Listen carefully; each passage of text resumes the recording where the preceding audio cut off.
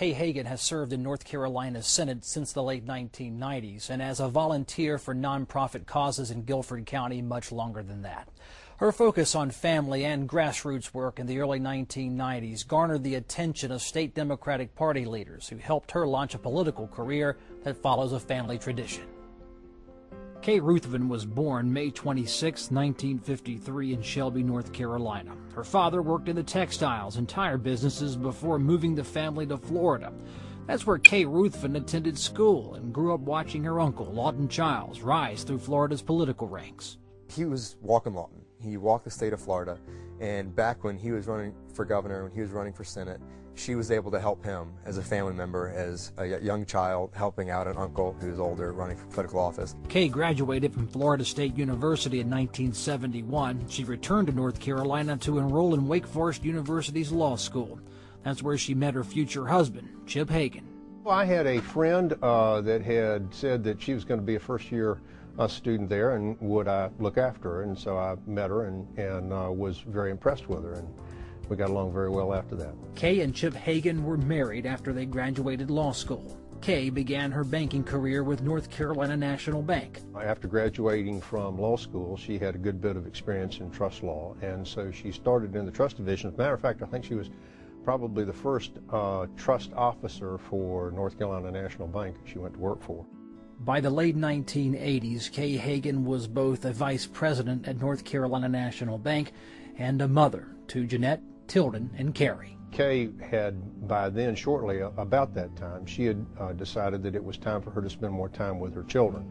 And so she quit as a full-time employee of the bank, but went to work for them on a part-time project-oriented type of a basis, and quit work in order to go home and spend more time with the kids. They were really involved in our day-to-day life. It would be at school, making sure we were coming home, getting good grades, checking the report cards, and getting to sports activities and any other activities, events we wanted to do. Kay Hagan's community service career flourished. She was a scout leader. She raised money for her church, the University of North Carolina at Greensboro, and chaired the opening of the Greensboro Coliseum. She was really involved in all aspects of the community, whether it was the Junior League, United Way, and especially Girl Scouts. She was my older sister's Girl Scout leader, and then she was very involved in my Girl Scout troop as well. I'd run into her and we would, she would be talking about something she was doing for a particular nonprofit or entity that was just exciting, and not only was it exciting, it was important and it meant something. She was always doing something else on the side. It was always some sort of volunteer work, always helping out someone, either campaigning for politics in the local community in the area, the Greensboro Coliseum, helping their grand reopening and fundraising for them. So there's always something else she was doing. And it wasn't something else, a little side project. It was always something big where she was really involved, really had a lot going on. Kay Hagan was active in her children's educations. The Hagans say educational lessons were presented to the children at every opportunity. Kay is an excellent mom. She's an excellent teacher. Education was also always something that was very important to her, and she recognized early on that our children had some talents in science and math. They wanted us to be able to have a great education, be able to get outdoors, not only have a good education, but enjoy the environment, enjoy our surroundings and all that North Carolina had to offer. We used to have a game. We'd keep the thermometer in her car on Celsius instead of Fahrenheit, and we'd ask them to compute the difference and tell us what the temperature is in Fahrenheit. The Hagans traveled throughout North Carolina to support their children in competitive sports. There'd be days where I'd be playing in one part of the state, Carrie would be playing in another part of the state, and Mom and Dad would have to pick, okay, well, who's taking who to which game this week? But Kay Hagan kept an interest in Greensboro and Guilford County politics. She was known to call local politicians and offer her assessment of the issues. Maybe it was a zoning issue or something of that nature. She'd call and talk about the pros and cons and how she felt about it. Hagan's grassroots work garnered attention outside Guilford County circles by the early 1990s. In 1992, former Governor Jim Hunt was planning his comeback for a third term as North Carolina governor and needed local campaign managers. Who should I ask to lead my campaign in Guilford County? And everybody said, we've got this dynamic young woman, businesswoman, you know, beautiful family, 3 children. She heads the junior league. She leads education, all the good things in Guilford County. She's the leader on. Her name is Kay Hagan.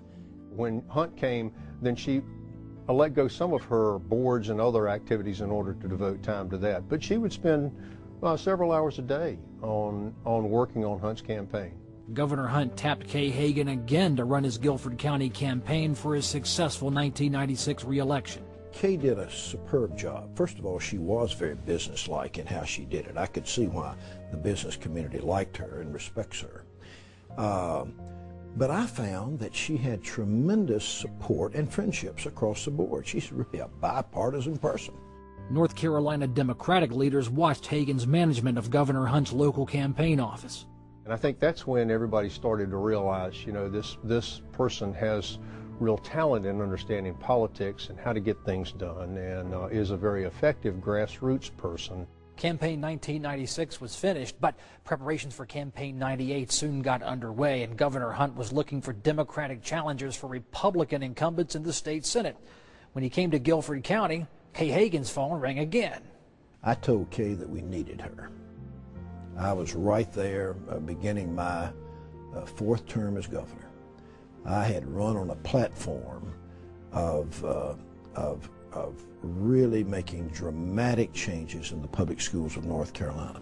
She came in and wanted to talk to the whole family about it. She wanted to ask my sisters, my dad, and I, and whether or not it was something we were okay with, something we wanted her to do as well. I was just thrilled about it. But at the same time, she's always been around for me, and she wanted to make sure that, you know, the way that she raised Jeanette and Tilden wasn't any different than the way that I was brought up. So yeah, it was a family discussion, although Kay and I probably spent more time talking about it than the kids did, about what are the sacrifices that would be required, what are the things what are the pluses and minuses.